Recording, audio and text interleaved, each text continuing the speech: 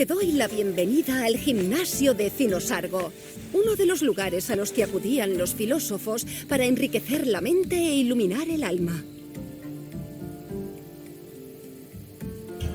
Me llamo Aspasia y aunque no nací en Atenas, me las he ingeniado para llegar a lo más alto de su escala social, valiéndome de mi inteligencia y astucia.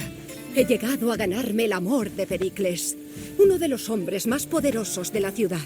La mente es en realidad maravillosa. No hay un entorno mejor para aprender que un lugar tranquilo, alejado del tumulto de la ciudad. En Grecia, la educación ocupaba un lugar muy destacado. Los principales educadores eran los filósofos, cuyas enseñanzas abarcaban desde los rituales cotidianos hasta la creación del universo. Ven a buscarme cuando termines la visita para comentar lo que has aprendido. Por el momento errante, adiós.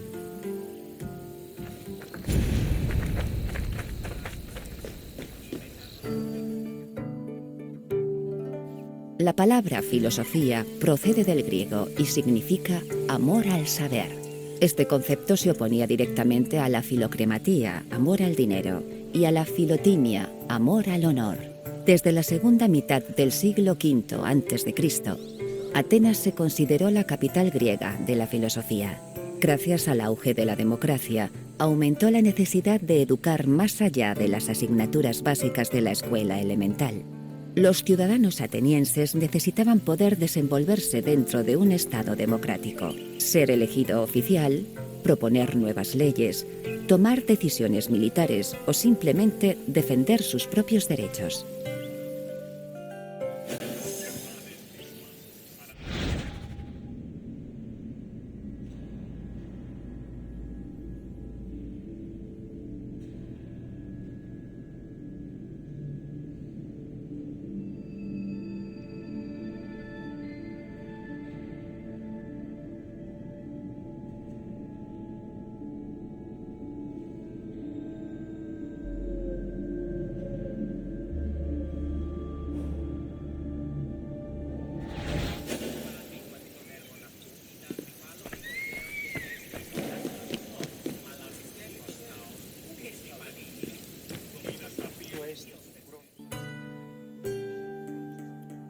Al principio, Atenas carecía de edificios oficiales para la educación superior.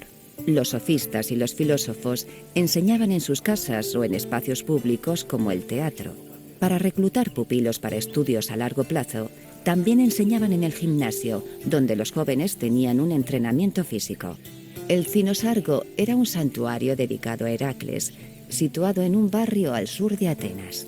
A principios del siglo IV a.C., Antístenes utilizaba este santuario como punto de enseñanza de su escuela filosófica, llamada con acierto cínica.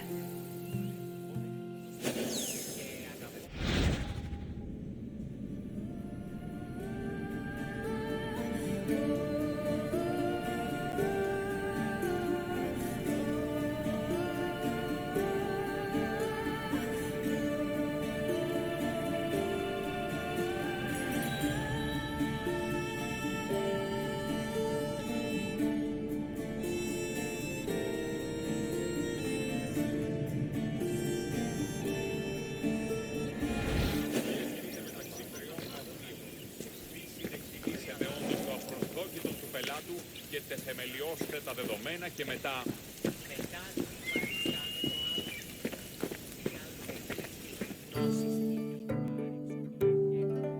Cualquier ciudadano libre podía involucrarse en el proceso democrático ateniense. Pero para influir en el curso de la política, sus técnicas retóricas y de oratoria tenían que ser impecables. Por ello, los sofistas enseñaban asignaturas como lógica, razonamiento y elocuencia. Con ellas ayudaban a los pupilos a alcanzar la arete o excelencia. Pero este concepto específico de excelencia se solía cuestionar, sobre todo por otros filósofos.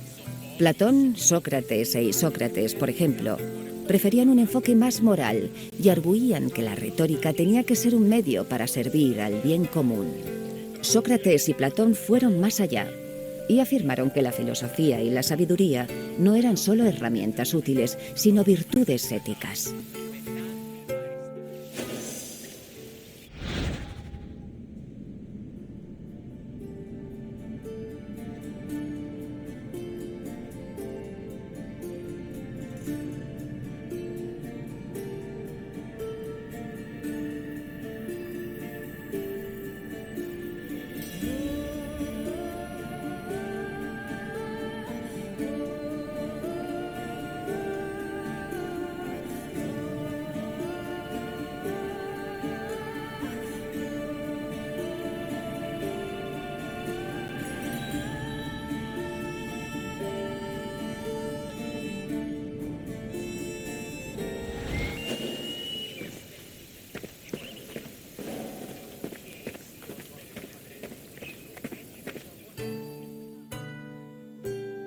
La filosofía en la antigua Grecia era multidisciplinar. Además del saber y la lógica, los filósofos estudiaban y enseñaban matemáticas, geometría, teoría musical e incluso medicina. El filósofo Pródico, por ejemplo, en su obra Sobre la naturaleza del hombre, esbozaba varias teorías de fisiología humana. La influencia de la filosofía era tan grande que afectó a la medicina. Los médicos hipocráticos eran conocidos por incorporar ideas filosóficas en sus obras, y el Tratado sobre los aires parecía estar influido por teorías presocráticas acerca del aire como primer principio del universo.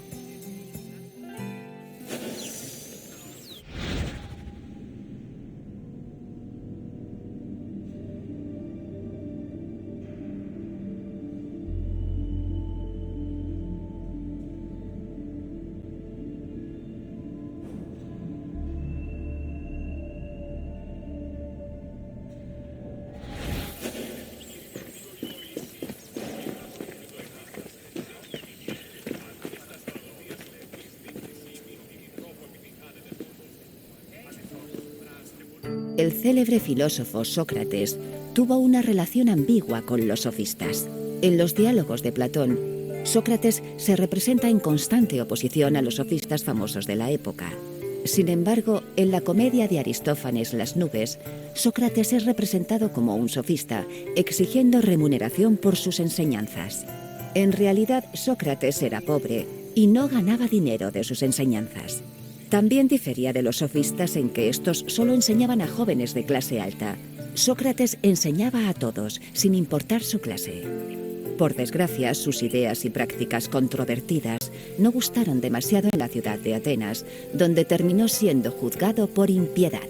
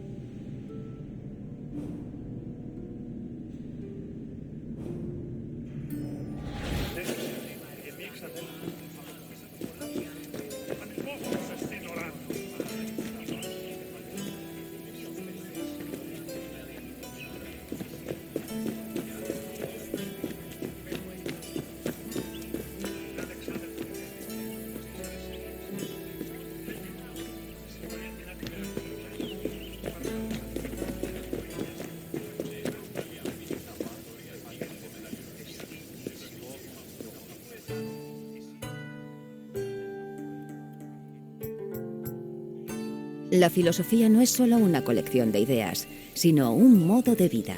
Según el filósofo Pierre Hadot, sus homólogos atenienses llevaban un régimen diario de ejercicios espirituales para combatir sus pasiones, las dudas y las creencias ilusorias. Estos ejercicios incluían meditar sobre la muerte, contemplar la naturaleza o dialogar con un amigo o mentor. Los filósofos vestían de cierta forma y seguían ciertas dietas.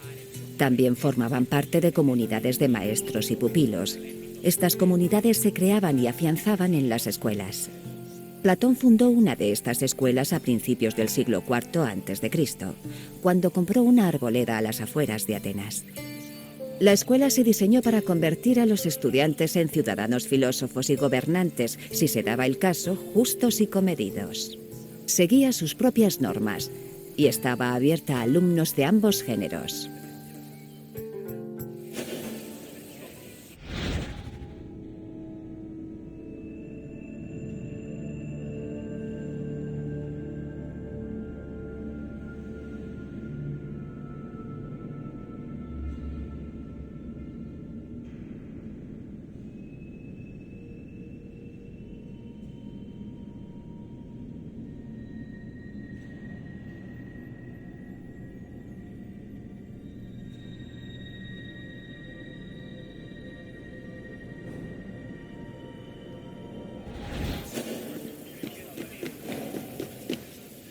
El arqueo de tu ceja me hace pensar que ya estás haciéndote preguntas sobre todo lo aprendido.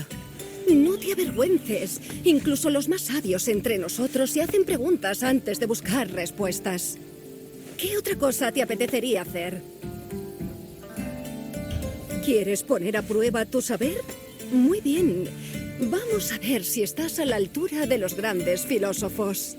La primera pregunta es muy sencilla. ¿Qué significa filosofía?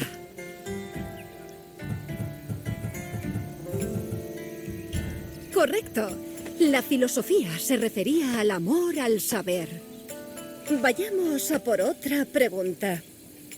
¿A qué héroe griego estaba dedicado el santuario del Cinosargo?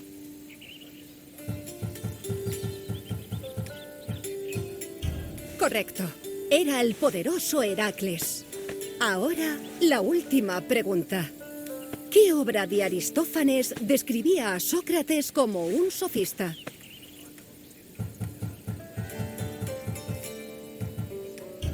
Sí. Las nubes era una comedia que representaba al famoso filósofo como un sofista avaro.